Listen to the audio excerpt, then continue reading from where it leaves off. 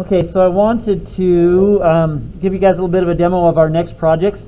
You may still be working on some of the other ones, but some people are beginning to be finished, so I wanted to make sure you have something to do rather than just staring at each other on that. So we're going to make some mugs. That's our next one. This is one of my favorite assignments. They're just really useful on mugs. All of us got to drink something sometime, so might as well have something cool to drink that stuff out of. And so we're going to make a mug. We're actually going to make two mugs with those, a matching set, as it were.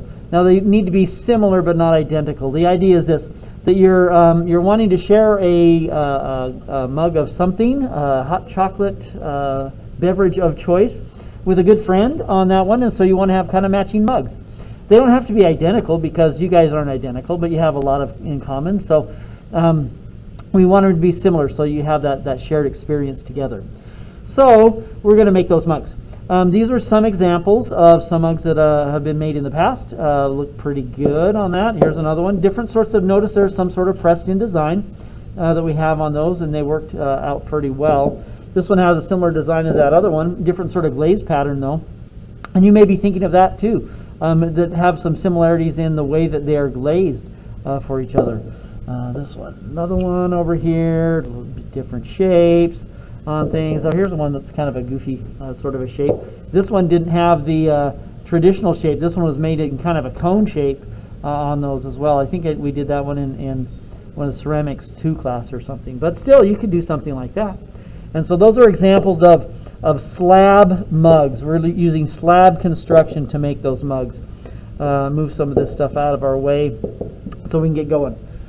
Okay, there's 2 different ways to make slabs with your clay that I have. One of them is using a tool, something like this.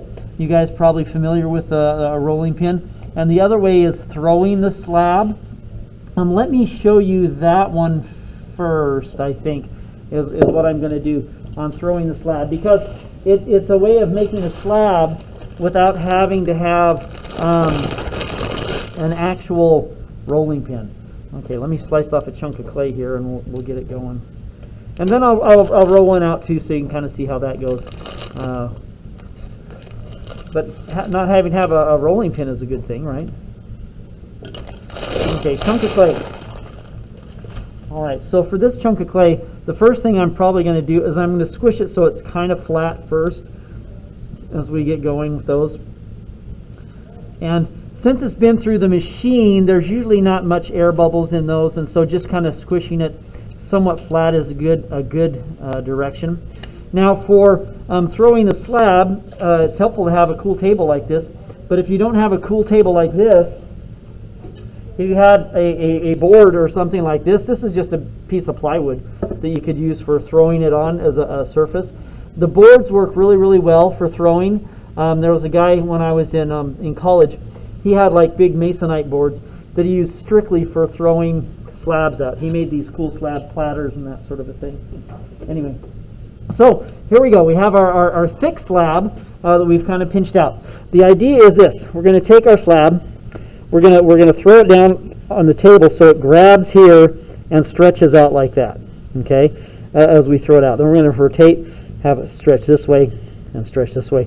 Let's see how it works. Move that out of the way. So I'm just going to take here and then pull it this way and pull it that way. Now initially, when you're throwing these, they don't move a lot, but you'll probably notice it's starting to get a little bit more stretched. Now, that one got a little stuck. Okay, don't get stuck. I was just about to say, make sure when you throw it that you're throwing it at an angle. You'll notice I'm not taking it and I'm not throwing it down like this. That has a tendency to stick it to the table. Now, if you get a little bit of residue, a little bit of water on here and the clay is super sticky, it will stick to the table a little bit. I'll move over just a little bit and not throw it as hard. Because really, you can do this just by doing like that, right?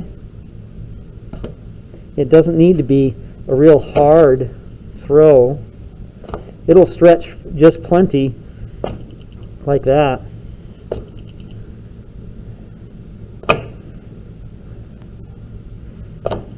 And our goal is to throw this out so it's about a little less than 1/4 of an inch. You guys would probably guess that. So you'll notice in throwing the slab, I've thrown it out quite thin, and I've been able to make that work out okay. I like that. So that's a thrown slab on working on those things. And that's a technique you can use, just throwing out a slab. Now you can, there's also different sorts of decoration things you can do with thrown slabs. When you're throwing them out, if you carve into the surface a little bit and just throw out one side, that carved in stuff will become stretched and create a kind of a cool pattern. And so there's some cool things you can do with a thrown slab.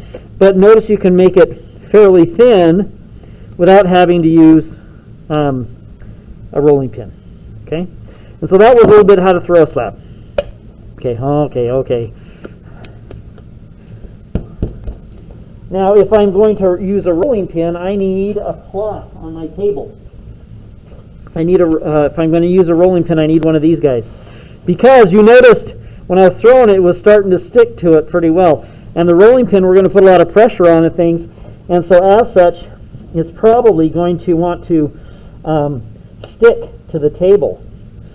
And we don't want that. This technique, by the way, this is called wedging. It's where you take the clay and you roll it down like that, up and down. And it'll help you get into the clay so it doesn't have any air bubbles in it. I slapped all that slab stuff together, and so I think I had air bubbles.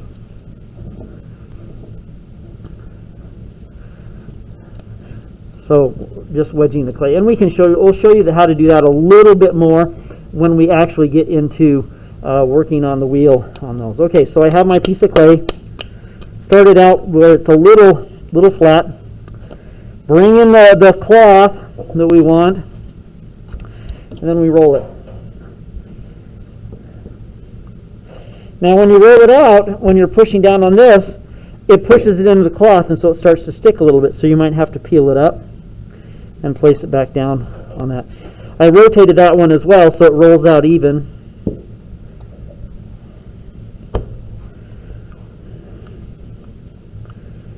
Now, as I mentioned before, I was kind of put these together. There's an air hole right here, and so I just stabbed it a couple times. The middle is where I'm going to be making most of my stuff from. Now when I set this down, I want to make sure that I don't have a crease in it like this, because if I roll the clay on top of that, it's going to cut into the clay. So I want to make sure that it's fairly smooth. And same thing here. So I'm trying to roll this out or make my slab so it's I can have a rectangle that's about 12 inches by 6 inches. That's probably as big as I want it. And I want the thickness to be a little less than 1/4 of an inch. Now this is soft slab construction. These slabs move fairly easily. Some of them you may find that you're rolling pin impaired, which means when you try to roll out the clay, it has a tendency to be really thin on the outside edge and really thick in the middle. Just kind of work through that and see how good you get at it. Oops, that one's starting to break a little bit.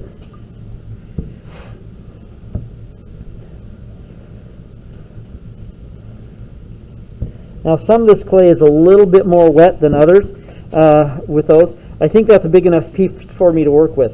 And so I have a ruler. Like I said, I'm looking for about 12 inches by about 6 inches. So here, just my needle tool, make a slice, put a little bit of a mark, put a little bit of a mark. And then up here I can go maybe 6 inches tall, right? That's halfway. And maybe go about 6 inches here. These other pieces that I have here, I could utilize them for maybe some other, this could be a good piece for a handle that I have later on. So I'm just going to set some of that to the side. Now you are going to have scrap clay on these things, so just be aware of that. All right, and then this one for 6 inches tall was there, and then was there. And so that's going to give me the height that I need for my slab. So my initial slab on the size that I'm looking for is about 12 inches long, about 6 inches tall. And that will make it so it's a good workable height. Okay, so now that I have my slab, I want to get it ready for making it into the mug. And there's a couple of things that are not working for me. Thing number one is eventually I'm going to take my mug and I'm going to fill it with stuff and I'm going to take a drink out of it. So my lip's going to touch this area right here, right? And someplace. Well, when I made the slice with the needle tool, I've created a pretty sharp edge here with little kind of burrs on it. And so if I have that right where my mouth is going to touch it, that would be bad on the good-bad scale because I don't want sharp edges around my mouth. So let's smooth them out. The easiest way to smooth them out is to take that same cloth, rotate it like this, pull it tight, and then just rub along the edge here. This is going to be the upper edge, like that. And so that's rounding this side a little bit. Then I'm going to take this, I'm going to remove it, I'm going to flip it over, like that, and I'm going to do the same thing. I'm going to pull that tight, and then I'm just going to rub that edge like that. And so now I have the upper edge of my slab is rounded and smooth, so that it'll make it a lot easier to make that work for us. Now the bottom edge, I'm going to be putting a base on it, right? And so I'm going to be joining that together. So I don't really need that one to be rounded on those. You could round the sides over here as well if you want. Okay, so now that I have my slab, I'm in prime area to where I can actually press in the design. It works really well when it's flat to press in a design. So let's see, I did this one last time. I'm going to do this one. I thought it was kind of cool. I'm just going to take my needle tool and I'm using the handle and just having different lengths of the handle coming out. I thought about doing one of these things like this and have these marks so that they're actually like musical notes. You know, if you can imagine, you don't necessarily have to put the staff in there, you know, the lines and stuff in there, but you could create it. You could create a musical mug, and it could have a bar or two of something on it, right? But I thought that might be kind of a cool idea. I haven't pursued it yet. Okay, and so there we go. So now I have my design. I thought about going this way too. I could do something like that along the top, but for the sake of the time of our demo that we have going on, I think that's probably enough of a design. And what I want to do, maybe I could put little dots on top of it too, you know. But I'll leave that up to you. The design is completely up to you on what you want to do. And so if whatever design I do on this one, I got to remember I want to do a similar sort of a design on the other one, right? That I'm going to be using. And so if I was doing a musical note thing, maybe I have this as the first bar, and then I do the second one as the second set of musical notes on the song. So together, you and your friend make beautiful music together. How was that? That was kind of schmaltzy and kind of like, really, Mr. White? But anyway, it's a good idea. Come on. So I have this ready to go. The next step is I need to turn it into a cylinder. Before I do that, I'm going to show you here. So here's the idea. I have the slab, and I'm going to take it, and I'm going to wrap it around, and then it's going to be touching somehow. It's going to make a cylinder. Now there's a couple of different ways I can have it touch on this side. One is an overlapping type of a seam, and that's kind of what you see right here. I have one piece go underneath, one piece go on top, and then I'm able to, when it's able to join it, I'm able to put pressure this side to join it together, so scoring, slipping pressure. I'm able to do that, so that works pretty good.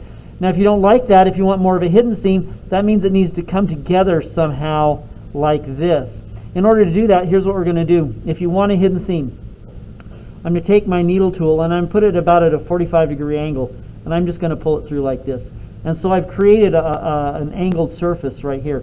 Then on the other side, I'm going to keep the needle tool in the same direction. Okay, that's kind of crucial. It's not opposite, it's same direction, and then I'm going to slice that over here.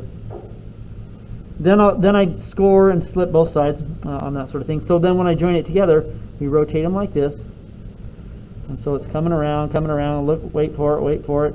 And you'll notice that they overlap each other, like that. And so I can line them up just like that. And so when you see the seam, you won't see the seam. It'll be a hidden seam. And then I'm also able to take and pinch this together, like this, for pressure to put those together. Now this part over here that you see, those can be smoothed and blended in so that they don't show, particularly when they're glazing. And so you'd have a hidden seam. But it's up to you. You can do whatever seam you want on that. Overlapping is probably the quickest and easiest, but a hidden seam is a good thing as well. So that's a little bit of what we're looking to do. I was going to make I was just going to make an overlapping seam. So I'm going to take this guy here. Now you may need help from a friend depending on how your clay wants to behave. And I'm just going to kind of march it around here so it starts to make a cylinder, kind of like that, right? Is what we're looking to do. A smart man would have actually scratched the surfaces when they're down below, but I'm not that smart. So this is what I'm saying. So I know that I'm going to have this one, let's say this one's going underneath, and so I take my needle tool like this and I scratch this surface here, making our score marks. Scoring and slipping and pressure. Score, slip, pressure. Score, slip, pressure. And then I'm going to flip this gently. And then I need that same sort of marks over here on this side for scoring. Good thing the clay is pretty forgiving when you make mistakes or something. Okay, so we got that all scored and slipped. Now we can take it up and we can start to... Once you rotate it there, it usually wants to stay up okay. If it's really, really goopy, it might try to fall on you. If you have a friend helping you keep things together. And so what I have over here, I have this side that's scored. I have this side right here that has some score marks on it. Bring in the slip. And add the slip to it. Plop, plop, plop. Just like that. And then on the outside on this one, just kind of roll in the brush there. You can use whatever tool you want to get the slip to the clay surface itself. But we want to make sure we have scoring, slipping. And then the last one I mentioned was the pressure. So I'm just going to take these and bring these a little bit closer, like that. And then I'm going to stick one hand inside. This is the other thing. Is if you make your pot with a slab that is 12 inches long, you can get your hand inside, okay, fairly easily. If you make it shorter than that, you make it 10 inches, then it's a little bit more difficult to get your hand inside. Okay, so I've taken that and I've put some preliminary pressure on those to join them together. I'm going to go back down inside now here like this, get my thumb out of the way, and just pushing those together so that you can feel the pressure, I mean, don't pinch it in two on that one, but just enough to see there. You should see the slip start to squish out the side, right, on those. And if you do this, once you do that, you can do that sort of a thing. And guess what? It's gone. Okay. So now I got to look over top of it. I got to look down from the top and kind of make it rounded. Is what my goal is. Is I want it round here and I want it round inside there as well. If you need to move things on the bottom of it, you can take your ruler like this and you can press into the side and lift it, to make it rounded on the bottom. Okay, so I'm setting that aside for a second. Now I need a clay for the base piece. This one is, I don't think it's quite wide enough on those. So I'm going to take that and I'm just going to roll it maybe this way just a little bit, and so that it's wide enough. Without, smushing the integrity of the whole thing. I do see a little bubble here. Okay, I think that's going to work. So then, now that I have this piece here, I'm going to take this and I'm going to set it on it like that. And I'm going to get stand up and do my on top view. And what I'm looking for is down here inside of it, I want it to be round. and roundish at least. Okay, so I think I got it there. That looks pretty good. Then I want you to take your needle tool, and I just want you to draw around the outside edge.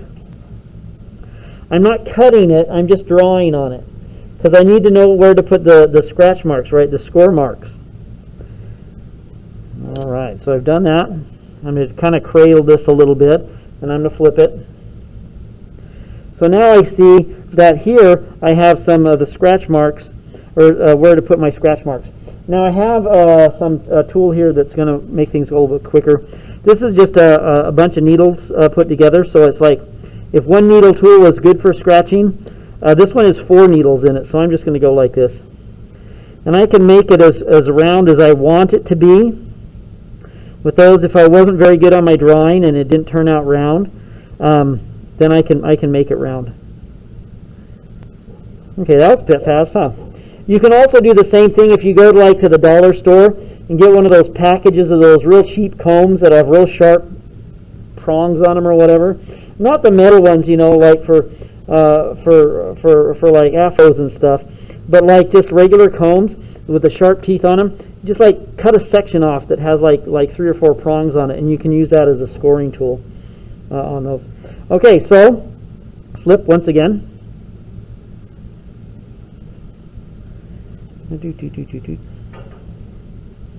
Make sure we get it all slippy there. Now some of the clays that we've been using is a little bit more moist, and that's really great for rolling it out. Not so great for it holding its structure on those, and so that can be sometimes a deal.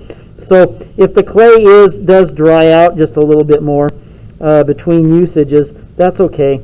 I don't mean like dry on that one. I just mean a little stiffer, so it'll work better for you. Almost got it there. The thing about when you put the slip on is you really don't want to totally destroy the score marks that you have. You want to have that clay, the liquid clay, sink down inside of it a little bit.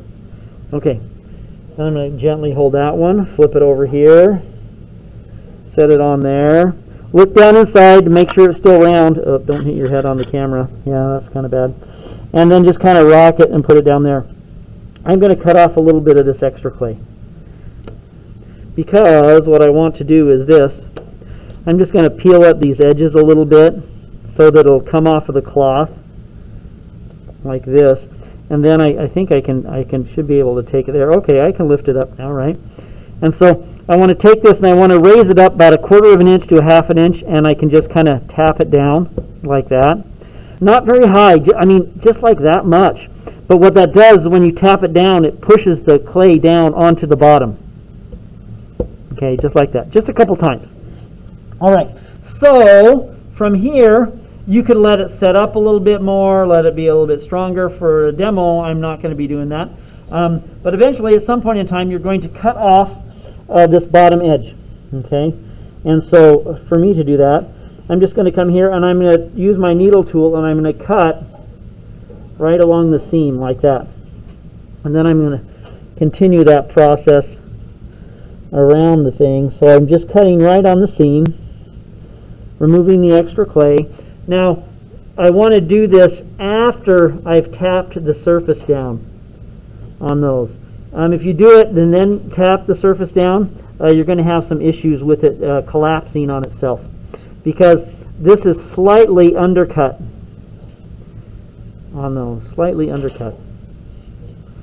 And from there, I can just take my finger like this, right, and just kind of run it around the edge and get rid of those loose slip marks and stuff. And so it has a pretty smooth bottom. Okay, so what we need now is we need a handle. Oh no, so I have this unit here, and I need a handle. Remember I had some extra clay? I had some extra clay over here, right? Have this guy. The cool thing about it, if you're making a mug that's about this size, the width of the handle, I have found, corresponds really well with the width of your ruler. And so if I had that as my width on the handle. Now the handle, it needs to be big enough so when I put my fingers on it like this and I'm holding it, it needs to be big enough to where I can hold it like that, right? And so I can't have it really, really small, but it can't be so wide that it's uncomfortable for my fingers in here, right? You want to be able to hold it something along those lines. Okay, and so that's probably about the right size.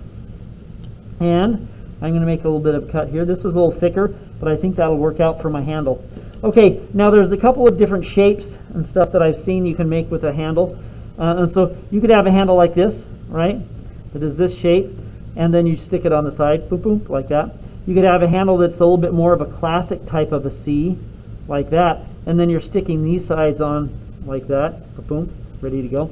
You could have it more like a question mark.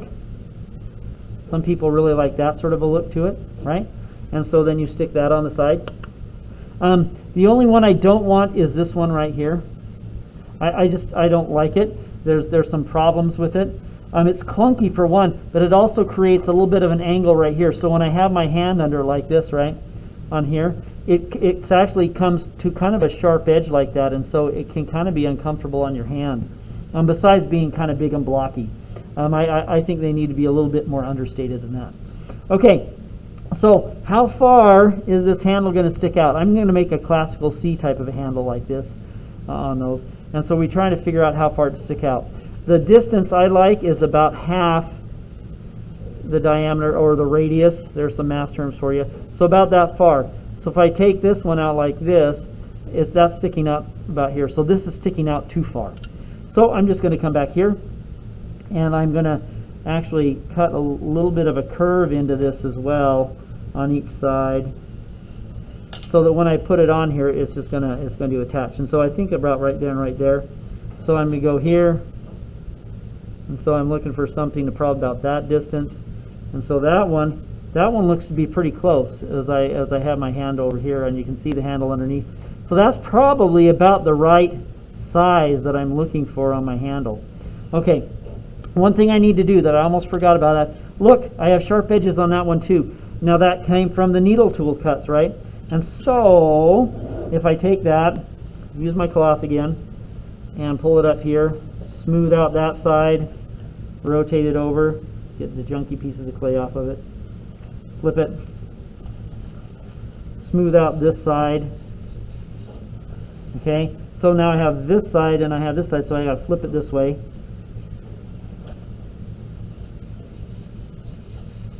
And then we flip it this way. So back, front, flip it inside out and go back and front. Okay, so there's the handle with the smoother edge on what we're looking for. Also, I have a seam. I was going to put my my handle right here on the seam, and so it's an overlapping seam, and so I need to have a piece where it's cut out just a little bit in here like that, so that it matches up smoothly on my seam. And that's if you have the seam on the handle. I just happen to have it that way. So now when I put this on here like this, it will put in there so it's flush, and it'll mount up like that. Okay, so rotate it this way a little bit. So I'm going to put my handle on it and kind of hold it in place. I want it there, and I think about right there like that. Then I'm just going to take my needle tool and put a little bit of a mark on the side of the mug so I know where it is. And so that's going to give me the clue on where I want my score marks to be. Now, on my demos, a lot of times I finish them up in a class period. It might take you a couple class periods to do one, and I'm going to portion you enough time for that to happen for your projects, is make sure you do have enough time to work on both mugs. There'll be two different categories. There's mug 1 and there's mug 2.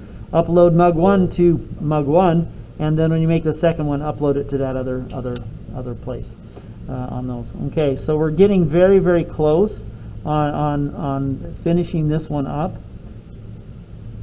but there's just a little bit more that we have to do on it. So some has to do with drying and those sorts of things.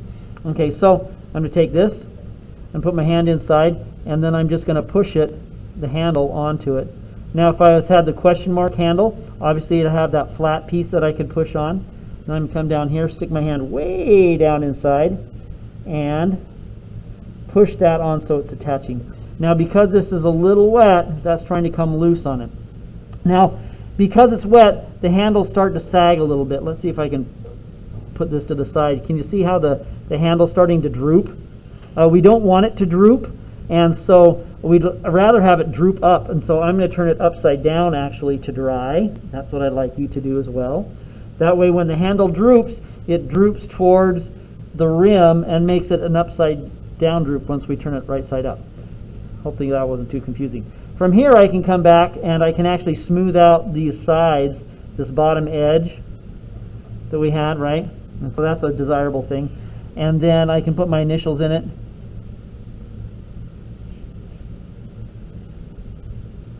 So we know that who it belongs to, like that. I can get those clay junkies off in a little bit. The last thing I need you to do, now I probably would have photographed that when it was right side up, or I could wait till it dries out a little bit and then photograph it. It's up to you on those. I'm trying to get some of those little sharp edges off. There we go.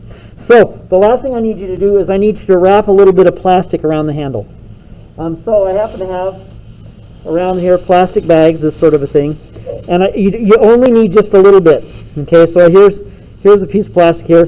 I'm just going to take a little piece of plastic like this, just a handful. Okay, that's it. That's all I need. So just something about like that much. The reason is when these dry, the handle's going to dry and shrink and become hard. Then the body is going to dry and shrink and become hard.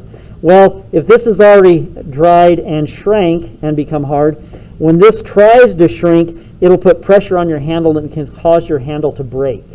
So if you just take a little piece of plastic like this, drape it over here, take one finger, push it into this side, take another finger, push it into this side, that's it. That's all I need you to do, is just lightly wrap it. A lot of times I have students, they'll just wrap plastic around it like it's a mummy or something. That's not going to work for me. It's going to cause some issues where I got to take the plastic off, and then I might break your handle trying to get that plastic off if it's too tight. Just a little bit like that. From here, take it into the kiln room and put it on one of the shelves in there, not one of the shelves, but one of the carts, and it'll be ready to go. That's the key. That's what I'd like you to do for your project. Remember, matching set of mugs on those. That's it. Thanks. Let's turn that one off.